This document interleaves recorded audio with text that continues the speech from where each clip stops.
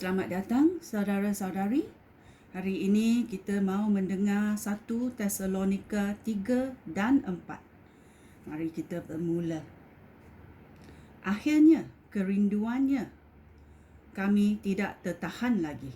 Oleh itu kami membuat keputusan untuk tinggal sendirian di Athena. Sementara kami mengutus Timotius saudara kami. Dia hamba Allah yang bekerja bersama-sama kami untuk mengkabarkan berita baik tentang Kristus. Kami mengutus Timotius untuk menggalakkan kamu dan menegurkan kepercayaan kamu kepada Kristus. Dengan demikian, tidak seorang pun daripada kamu meninggalkan Kristus kerana penganiayaan itu. Kamu sendiri tahu bahawa penganiayaan itu sebahagian daripada kehendak Allah bagi kita. Semasa kami bersama-sama kamu, kami telah memberitahu kamu terlebih dahulu bahawa kami akan dianiayai. Sekarang, kamu sendiri tahu bahawa hal itu benar-benar berlaku. Itulah sebabnya aku mengutus Timotius kerana aku ingin sekali mengetahui hal kepercayaan kamu kepada Kristus. Aku khawatir kalau iblis sudah menggoda kamu sehingga segala usaha kami sia-sia. Sekarang Timotius sudah kembali dan dia membawa kabar baik bahawa kamu masih percaya kepada Kristus dan bahawa kamu saling mengasihi. Dia memberitahu kami bahawa kamu sentiasa gembira apabila mengenang kami dan kami ingin berjumpa dengan kami dan kamu ingin berjumpa dengan kami seperti kami pun ingin berjumpa dengan kamu.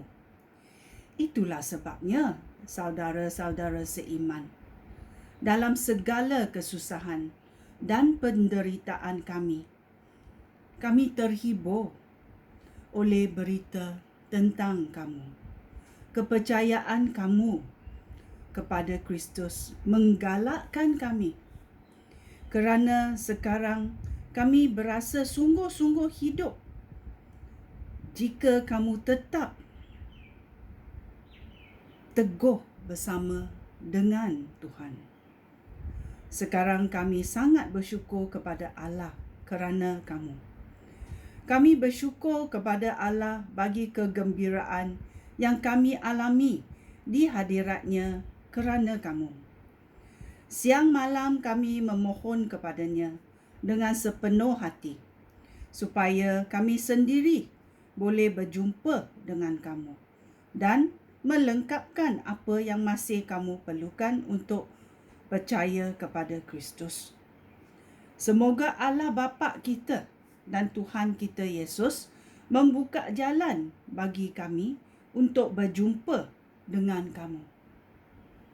Semoga Tuhan menyebabkan kamu semakin saling mengasihi dan semakin mengasihi semua orang, sehingga kasih kamu kepada orang lain seperti kasih kami kepada kamu.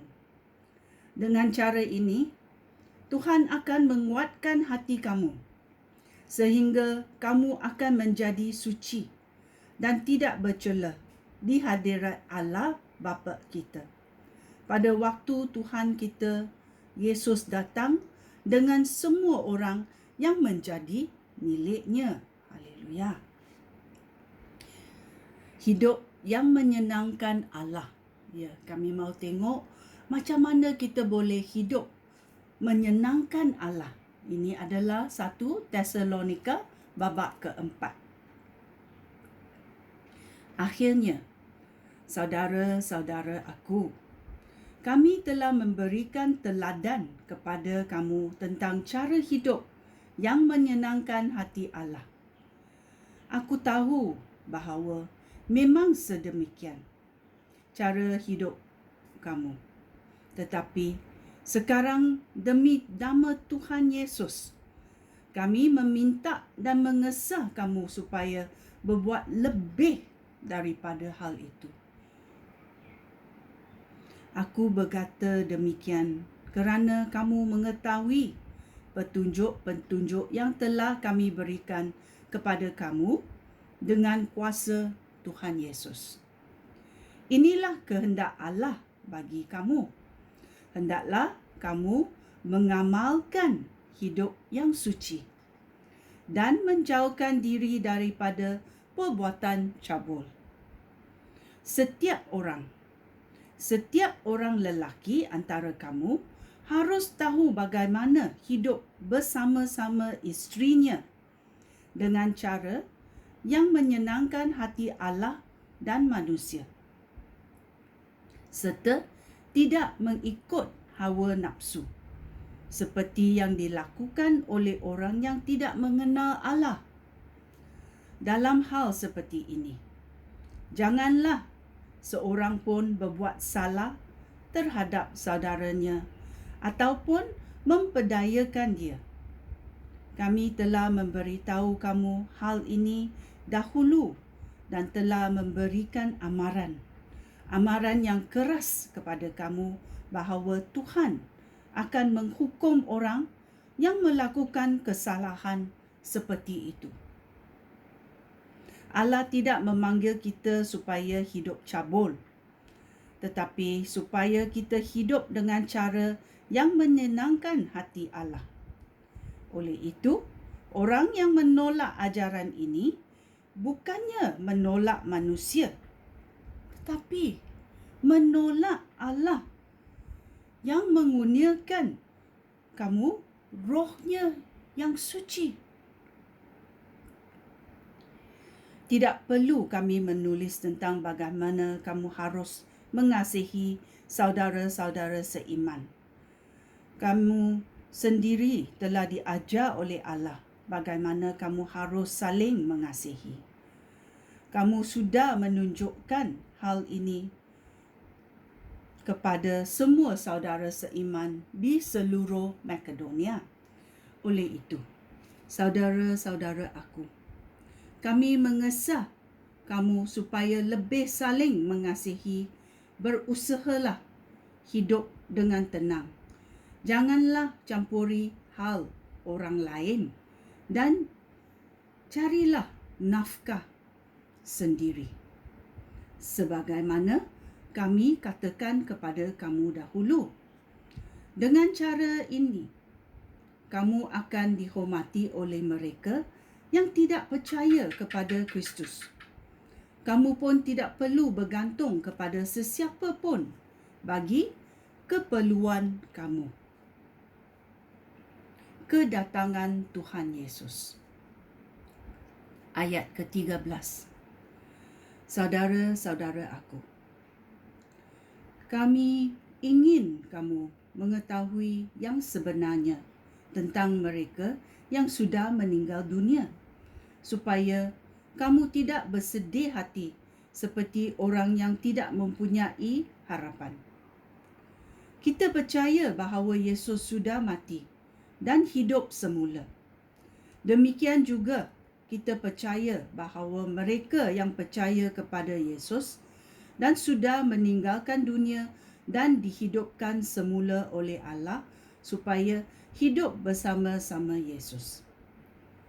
Yang kami beritahukan kepada kamu ini ajaran Tuhan. Pada hari Tuhan datang kelak, kita yang masih hidup tidak akan mendahului mereka yang sudah meninggal dunia. Pada masa itu, malaikat agung akan berseru dengan suara yang kuat dan trompet Allah dibunyikan, lalu Tuhan sendiri akan turun dari syurga.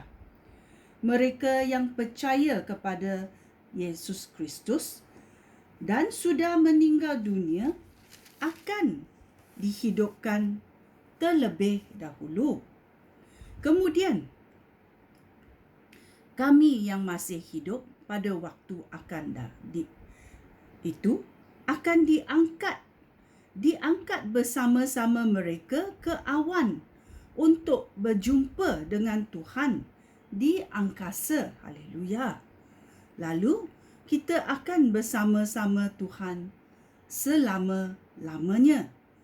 Oleh itu, hendaklah kamu saling membesarkan hati dengan kata-kata ini. Ya. Kita mesti ada kehendak untuk membesarkan hati dengan kata-kata ini. Ini adalah 1 Tesalonika babak ketiga dan keempat. Kita mau tahu cara hidup yang menyenangkan hati Allah dan apa akan berlaku bila kedatangan Tuhan Yesus. Okey, sekian, terima kasih. Shalom.